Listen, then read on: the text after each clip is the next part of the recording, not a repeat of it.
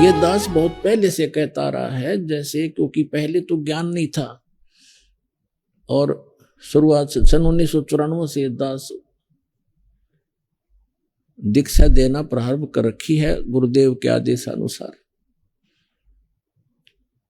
और ये सन 2001 के आसपास 2001 को इस दास के को प्रेरणा हुई कि ये जो ज्ञान कबीर भगवान ने हमें दे रखा है सूक्ष्म वेद में, उससे तो दास पूरा परिपूर्ण था, आधारित था, उसी को लेकर आगे चल रहा था, वही गुरुदेव ने हमें बताया था। तो दास की एक तमन्ना थी, हार्दिक प्रार्थना थी भगवान से कि ये थी आप वाला ज्ञान भगवान अगर हमारे हिंदू धर्म के या सभी धर्मों के सदग्रंथों में भी मिल जावे तो आपके बच्चों तक आपका संदेशा पहुंचाने में दास को सुविधा हो जाएगी। अन्यथा ये मानेंगे नहीं, क्योंकि जब तक इनको सुख हो रहा है, जो अनुयायी बने थे 1994 से लेकर 2001 तक, वो वही बने थे जिनको सुख हो रहे थे, ऐसे ऐसे सुख हो रहे थे सोच भी नहीं सकते थे।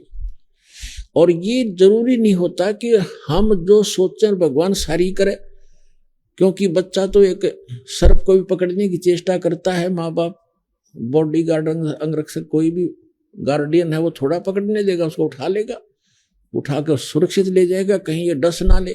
तो कुछ ऐसे हमारी डिमांड होती है जो भगवान नहीं देगा, करेगा आपको, जो आपको हानि करने वाली होंगी।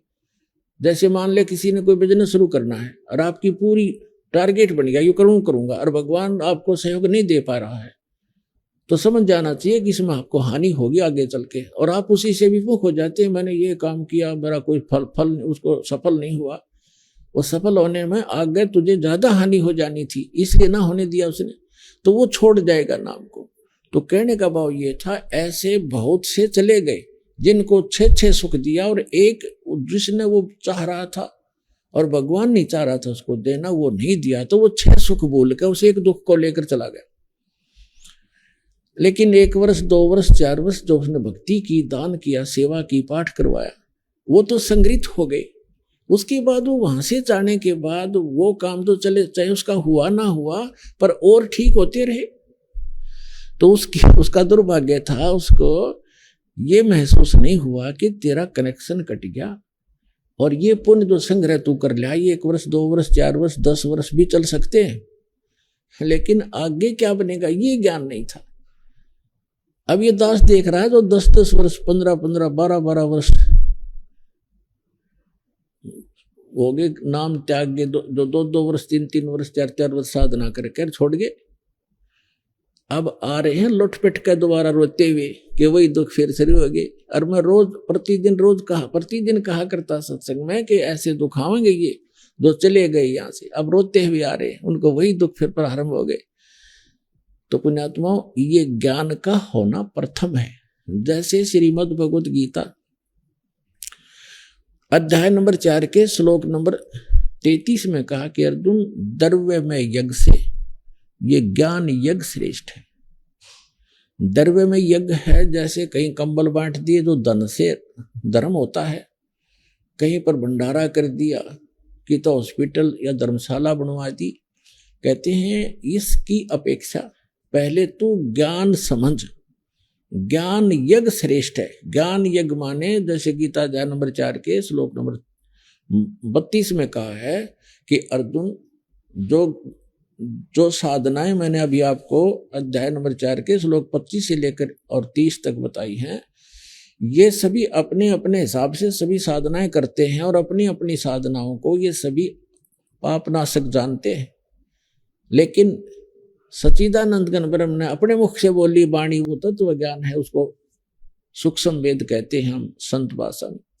वो सूक्ष्म वेद है, वो तत्व ज्ञान है, और उसके अंदर विस्तार से सब ज्ञान कहा गया है। विस्तार से धार्मिक अनुष्ठानों यज्ञों की जानकारी उसमें बहुत विस्तार के साथ है।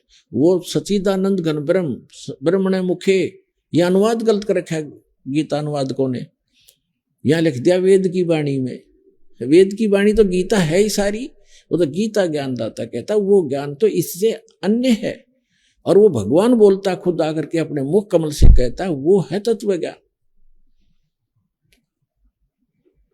तो उसमें क्या कहा है कि सच्चिदानंद घन ब्रह्म की वाणी में उसके मुख कमल से उतरित वाणी में यानी कबीर वाणी में विस्तार से कहा गया, उसको तो तत्वदर्शी संतों को उससे समझ, वो तत्व ज्ञान है। तो यहाँ चौथे अध्याय के 33वें श्लोक में कहा है कि द्रव्य में यज्ञ से ज्ञान यज्ञ श्रेष्ठ है। पहले तो ज्ञान समझ, फिर दान करना धर्म। वैसे कितना काम का बेमतलब की तरह मंदिर का लठगडवा दिया, मंदिर बनवा दिया, पता उसका क्या लाभ है उस मंदिर का। कहीं धर्मशाला बनवा दी, अच्छी बात है, कहीं आपने भंडारे कर दिए, कंबल बांट दिए, मेडिकल बनवा दिए, कोई प्याऊ बनवा दी, अच्छी बात है, लेकिन मोक्ष तो नहीं हुआ आपका। आप पहले नाम लीजिए, दीक्षा लीजिए, तत्व ज्ञान सुनिए, फिर दीक्षा लीजिए संत से, फिर जैसे डॉक्टर बतावे वो उपचार चलेगा। डॉक्टर मर्यादा आपको जो परहेज बतावे वो भी आपने करने पड़ेंगे, और पथ्य अपथ्य का आपने ध्यान रखना पड़ेगा, तभी आपका उपचार होगा। तो इसी प्रकार आपने सबसे पहले ज्ञान समझना चाहिए, और ज्ञान समझ के उसके बाद फिर अपना सत्य भक्ति जैसे गुरु जी बतावें वैसे करने से ही आपको लाभ होगा।